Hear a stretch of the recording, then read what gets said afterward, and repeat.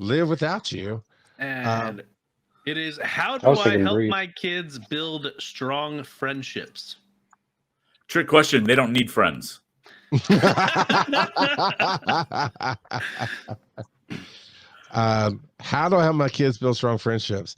Dude, I know you're joking, Kurt, but I haven't said my kids don't need friends, but most of the people in this world are not worth being friends with. Well, and You knew this was going to happen, Joe. Let's represent the topic here. We'll put you over. There we go. That's something to teach your kids too, is how to tell who's actually worth being a friend with. 1 second. Stupid audio. Oh, he lost this. But yeah, no, okay, Kurt. Maybe New England is. He'll be back, and there'll be a nice special announcement on it. Maybe New England's different, but you stop it. Oh, there we are. You can hear us again. I scratched my ear too hard or something. All of a sudden, the audio went away. and all of a sudden, the theme changed. I changed when you roll the dice. Oh, I didn't hit apply. Dang it. I'm learning the buttons. So when you roll the dice, I'm like, I'm going to change the theme while you're rolling the dice. And I forgot to hit apply. So I could see it all day long, but you guys couldn't see it. Okay. All right. So we're talking about friends. All right, Kurt, how do you help your kids build good relationships? Well, so I think that you first teach them how to be good friends, rather than look for good friends. Are you all right, Charles? No, Joe is not being a good friend right now, and he's taking away my toys. Yeah. So I mean, I think that it comes with everything where you're talking with your kids and you're trying to teach them to be good people. Sure. And look, I don't care what. I'm going to give you an example here. A friend, a real friend, a good friend will call you on your crap, because you're good friends enough that you can be honest with each other like that. And in turn, they have your back all the time. Right. Now, what age are you thinking of, and how do you get them there? Because that can be a pretty big jump. I don't think that it's not something that just happens. This is something that you start young and you just continue. I know this is going to kill you, Charles, but it's kind of a lifetime of mentorship. That's not going to kill me. That's not the question. Yeah, well, no, but I know that you like to bring your kids to about 6 years old and then go, okay, you guys are good. Coal mines are calling, man. We got to put some money on the table somehow. So no, I mean, it really is. And we've all seen those TV shows and stuff where the kid comes home crying and your real friends wouldn't do that to you. Well, there's a lot of truth in that. It's not as black and white as all that, but how do you want to be treated? And it's kind of the golden rule type stuff, right? I mean, and so to kind of bring it to modern day, I don't care what your politics are. I really don't. But part of the reason why Donald Trump can be as blustery as he is because he has no real friends to call him on his crap. He just doesn't. He's got people who say yes, people who say no, people who hate him, but I don't believe he has any real friends. And that's sad, but that's just because your real friends will pull you aside regardless of your stature and say, dude, you're kind of being a beep. See, I did it for you, Joe. I also hear that Kurt's wife raised the kids, is what I'm hearing in some of this story. So, how do you teach them? So, Joe, how do you teach your kids? And ultimately, I think you have to teach them how to be a good friend. Because if you said, yeah, no. He puts a spin on it. Let's hear the Mormon spin. I haven't heard anybody say be a good friend tonight. If you teach them to be a good friend, they will attract people who will be good friends. At least that's the hope.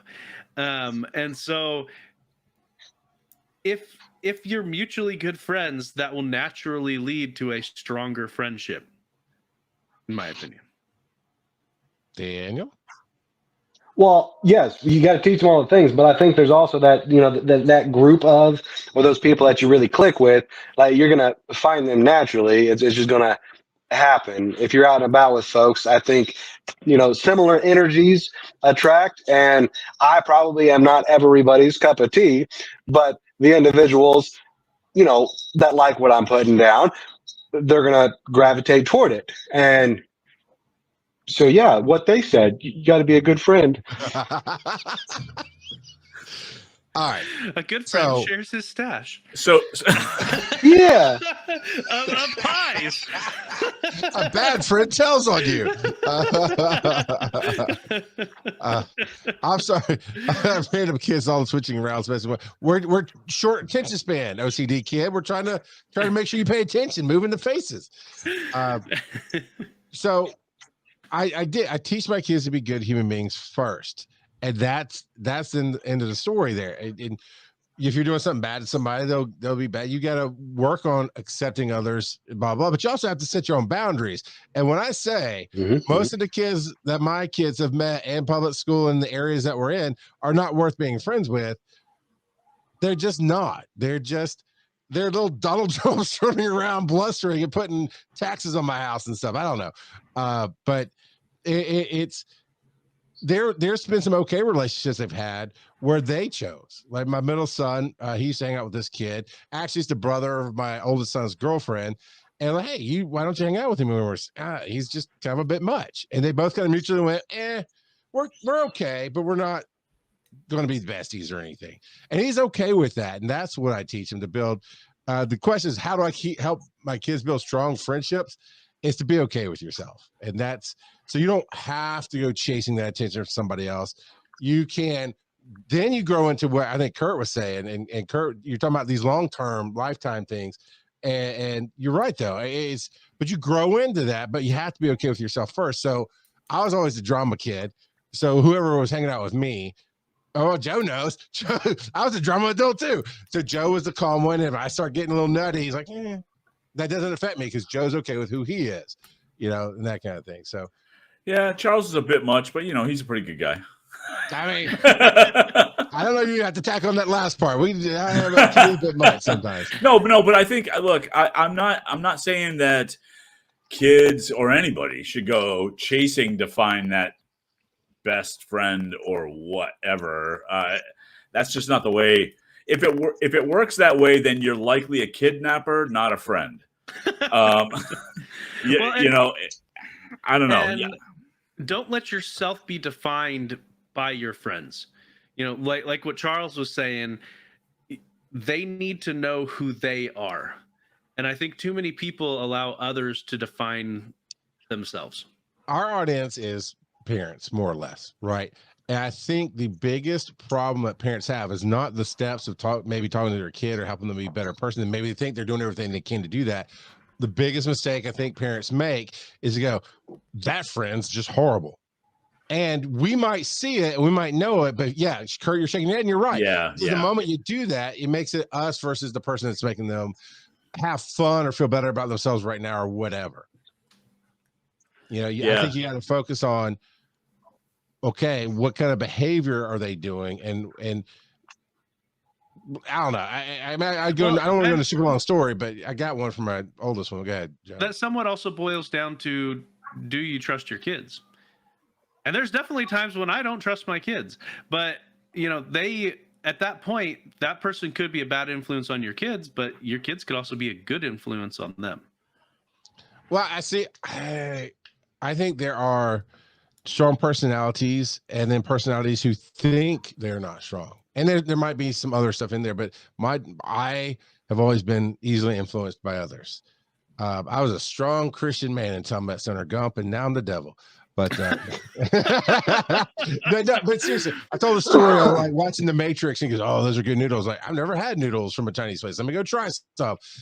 But I see that my daughter, every time one of her friends would want to dye their hair, she'd dye her hair the same color. And like, you're just copying them. Be yourself. Dye your hair. We do not care. It's just hair.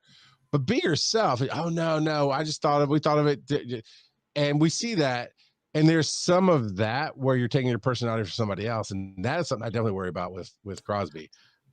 But I think that there's a balance, right? I mean, kids are kids, Sure, yeah. and they're going to do that. You know, yeah. The thing that I get more concerned and got more concerned about was my kids adapting who they are to hang out with the cool kid, however that's defined in their groups, right?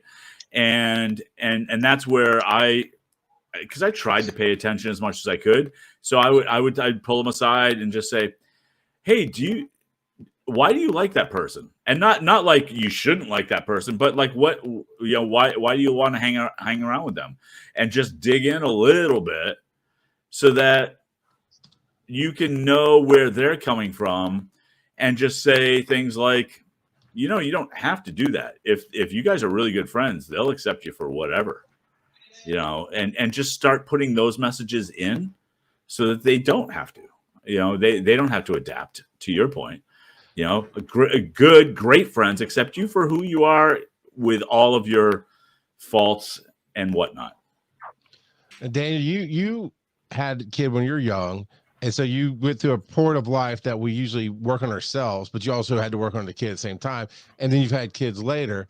What have you done to help with those messages, those how you be happy with yourself kind of messages? Well, parents grow too, and especially in circumstances like that, good to remind your kids, hey, we're learning to be people at the same time in different stages. Don't tell them that. It shows weakness. Yeah, I mean, it's about giving, like, if I don't have good advice to give, I will let that be known. But I've done a lot of stupid stuff. I've done a lot of stupid stuff. And so, I've got some knowledge to give in quite a few dumb areas and a few smart areas. So, I mean, communication is key. I hang out with my kids all the time. There's a lot of conversation. And so questions and stuff get brought up a lot easier. I get to answer a lot more questions and help build that foundation. And now I've got, an 18-year-old, a 19-year-old, a 20-year-old. We do a lot of talking and chatting about real stuff now. And I think a lot of it is just letting your kids build off of the mistakes and experiences you've had. I did it a lot with my dad. He did a lot dumber stuff than I did. I'm trying to be better. Hopefully my kids will take my bad and try to do better. And that's that generational wealth.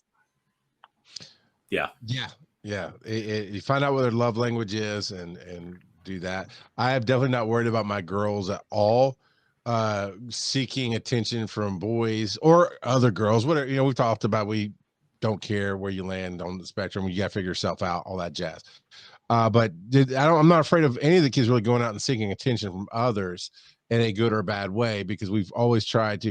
I made them take the love language test when they're about 6 or 7, and then again when they're about 12 or 13, just to see where it plays. And we always try to pay attention there.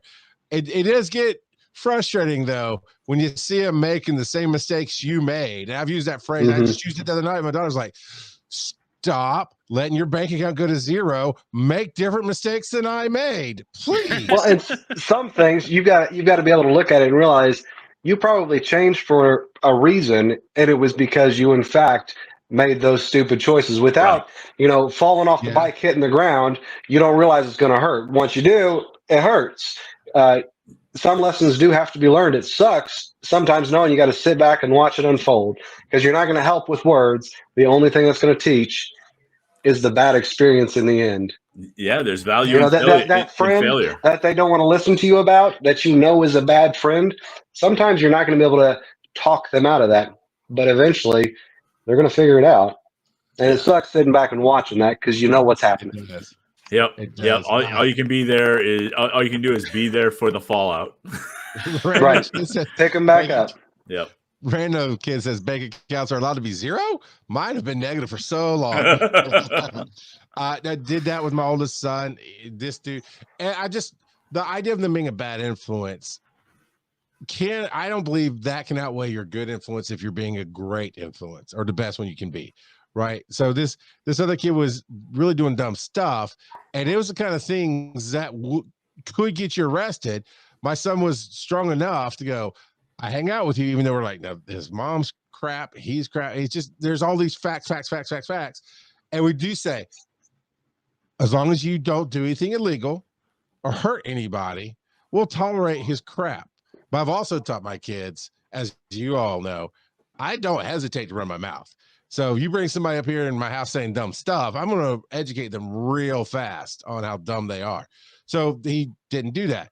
Eventually it got his 16th birthday, and this kid showed up and tried to hijack the party. And I texted him, I was like, he's got 3 seconds to stop that, or I'm going to bounce him, because this is your day and nobody's going to come in and take away your day. And he said something to him, and the guy calmed down or left. And then like, he was trying to, it was a mess. I was like, I won't show my butt yet. That's your birthday present. I'm giving you a minute to fix this.